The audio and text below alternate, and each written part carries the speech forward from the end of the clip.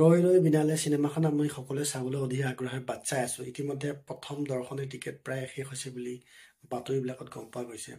গতিকে আমি যিবিলাকে এই চিনেমাখন চাবলৈ হলত যাম বুলি ভাবিছোঁ তেওঁলোকৰ কাৰণে টিকেট এটা খুব জৰুৰী।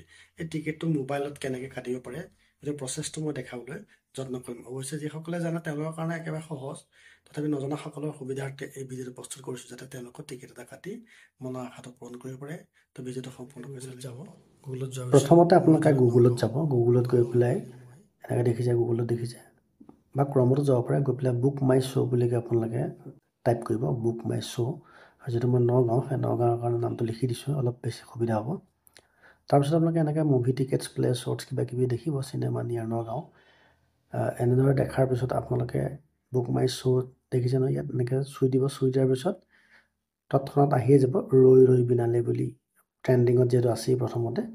তাত চুই দিয়াৰ লগে লগে তাৰপিছত আপোনালোকে অলপ সময় ৰখিব। ৰখাৰ পিছত দেখিব বুক টিকেটছ, এই ৰেড কালাৰ যিটো আছে বুক টিকেটছ, এইটোত চুই দিব। চুই দিয়াৰ পিছত আপোনালোকে টিকেটটো বুক কৰিবৰ কাৰণে যিটো এটা তাত পেজ ওলাব, তাত দেখা পাব বুক টিকেটছ। চুই দিলোঁ, দিয়াৰ পিছত এনেধৰণে আহিব। এনেধৰণে অহাৰ পিছত এয়া দেখিছে টিকেটৰ দামবিলাক লিখা আছে, টাইমবিলাক লিখা আছে। কাৰণ 11টা, 2টা, 5টা, 8টা বিভিন্ন টাইম আছে। সেইটো আপোনাৰ সুবিধা অনুযায়ী আপুনি যোনটো চাম বুলি ভাবে আপুনি টিকেট তেনেকৈ বুকিং কৰিব পাৰে। 31 তাৰিখত চালোঁ। 31 তাৰিখত যিহেতু ইতিমধ্যে চব চল্ড আউট বুলি কৈছে, চ' 31 তাৰিখত কোনো টিকেট নাপায়। 31 তাৰিখত কোনো টিকেট দেখিছে, all the tickets for the show' সকলোবিলাক টিকেট বুকিং হৈ গ'ল তাৰমানে। চ' 31 তাৰিখত টিকেটটো শেষ হোৱাৰ পিছত তাৰ পিছৰ টিকেটবিলাক দেখিছে চব টাইমে মই চাইছিলোঁ।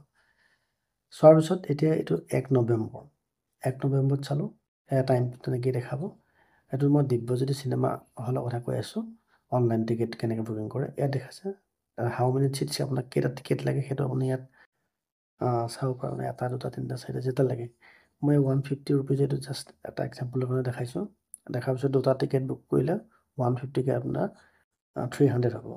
দেখিছে এতিয়া এইটো যিটো আপোনাৰ গ্ৰীণ কালাৰ, তলত যিটো আপোনাৰ গ্ৰীণ কালাৰ, মই 11টা টাইমত দেখাই আছোঁ। এতিয়া গ্ৰীণ কালাৰ ছিটবিলাক খালী আছে, তাৰমানে গ্ৰীণ কালাৰ ছিটবিলাক খালী আছে। এই 2টা হৈ গ'ল, 2টাত 150কৈ 300 টকা হৈ গ'ল। 300 টকাৰ পিছত আপুনি পে' 300 বুলি যিটো অপশ্যন আছে, পে' 300, ইয়াত আপুনি ধুনীয়াকৈ চুই দিয়ক। চুই দিয়াৰ পিছত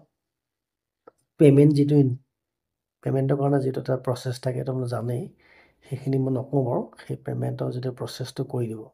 কৰি দিয়াৰ পিছত আপুনি সুন্দৰকৈ টিকেটটো কাটা হৈ যাব। আৰু মোবাইলত যেতিয়া আপুনি সেই স্ক্ৰীনশ্বট এটা ৰাখি দিব, ৰাখি দিয়াৰ পিছত সেইটো দেখাই আপুনি হলত চিনেমাখন চাবলৈ উপভোগ কৰিব পাৰিব।